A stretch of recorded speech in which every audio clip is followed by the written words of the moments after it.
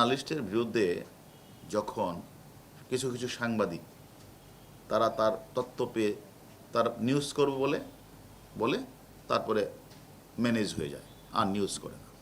এবং আমরা যেদিন তাকে ধরে নিয়ে আসলাম তাকে, সেদিনও কয়েকজন সাংবাদিক রিং দিল, ভাই সামনে ঈদ, কই দেখা করছেন না তো।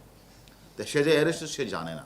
কিছু সাংবাদিক জানার পরও কিন্তু নিউজটা চেয়ারম্যান বা পরীক্ষা নিয়ন্ত্রক, ওনারা এই নিয়ন্ত্রকটা হাতে না রেখে এটা নিয়ন্ত্রকের কাজটা দিয়ে দিলেন সিস্টেম অ্যানালিস্টকে। আর সিস্টেম অ্যানালিস্ট সে ভোট থেকে প্রতিদিন হাজার হাজার মূল কাগজপত্র নিয়ে তার পাইপ পাড়ার বাসাতে সে একটা কারখানা স্থাপন করে সেখান থেকে তিনি সার্টিফিকেট তৈরি করছেন। সেই সার্টিফিকেটগুলি উনি আনার সাথে সাথে সেগুলি বোর্ডের ওয়েবসাইটে আপলোড করে দিচ্ছে। অর্থাৎ আপনি সার্টিফিকেটটা নিয়ে কোথাও ভর্তি হলে, বিদেশে গেলে সেখানে যখন সার্চ করবে তখন তো দেখবে যে বাংলাদেশ সরকারি শিক্ষা বোর্ডের ওয়েবসাইটে আপলোড করা আছে, এবং এই রেজিস্ট্রার নম্বরগুলিগুলো সার্চ করলেই বোঝা যাবে যে সঠিক।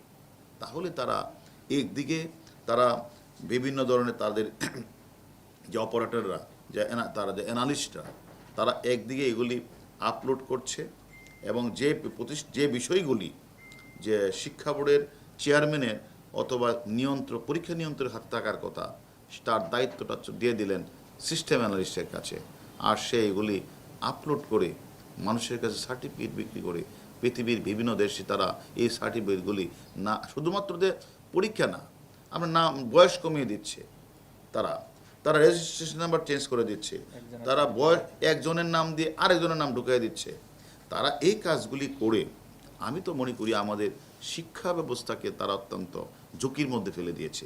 এবং আমরা বাংলাদেশ কারিগরি শিক্ষা বোর্ডের কিছু দুর্নীতিপরায়ণ সিবিএর দালাল, কর্মকর্তা কর্মচারী, কম্পিউটার পরিদর্শক দীর্ঘদিন ধরে তারা এর রেজাল্ট পরিবর্তন, নাম ঠিকানা পরিবর্তন, বয়স পরিবর্তনের কাজটা তারা করে আসছে। এবং সবচেয়ে আশ্চর্য বিষয় হচ্ছে এই অ্যানালিস্টের বিরুদ্ধে যখন কিছু কিছু সাংবাদিক তারা তার তথ্য পেয়ে তার নিউজ করবে বলে তারপরে ম্যানেজ হয়ে যায় আর নিউজ করে না। এবং আমরা যেদিন তাকে ধরে নিয়ে আসলাম তাকে, সেদিনও কয়েকজন সাংবাদিক রিং দিল, ভাই সামনে ঈদ, কই দেখা করছেন না তো। তা সে যে অ্যারেস্ট সে জানে না। কিছু সাংবাদিক জানার পরও কিন্তু নিউজটা করে নাই। অন্যদিকে আবার আমাদের দুদকের দু একজন কর্মকর্তা তার নামে একটা ফাইল খুলে তার সাথে আবার ওই সিদ্ধেশ্বরীতে বসে একাধিক কথাবার্তা বলে সেটাও স্থগিত হয়ে যায়। আর ওই দুইজন দুদকের কর্মকর্তা রিটায়ারে চলে যায়। সেখান থেকে সে কিছু বাংলা টাকাও নেই, কিছু ডলারও নেই। এইভাবে আবার সেটা যখন মানে মন্ত্রণালয়ের কিছু কর্মকর্তা যখন এটাকে আবার তদন্ত শুরু করার পরে পরে বলে এটা তো কম্পিউটারের বিষয়, এটা কম্পিউটার কাউন্সিল এটা ভালো তদন্ত করতে হবে, তারা তদন্ত থেকে তারাও বের হয়ে যায়।